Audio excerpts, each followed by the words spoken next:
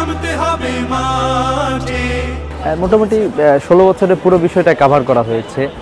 Campus নির্যাতন থেকে শুরু করে এরপরে ডিবি কার্যালয়ে নির্যাতন অথবা এরকম রিমান্ডের নামে নির্যাতন, এই বিষয়গুলো এসেছে।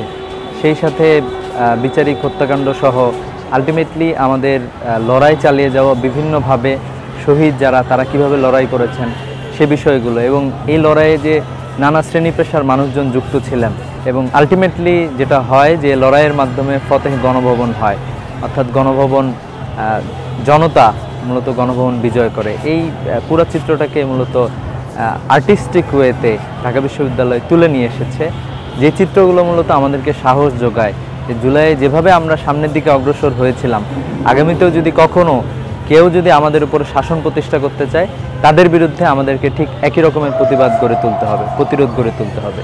তো বাংলাদেশের জন্য আমাদের একটা প্রতিবেশী আছে যারা মূলত আমাদেরকে নানাভাবে শোষণ করার চেষ্টা করে।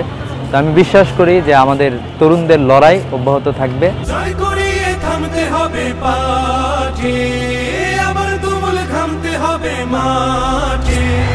বইছে বাতাস বইরি, তৈরি থেকো তৈরি, বইছে বাতাস বইরি।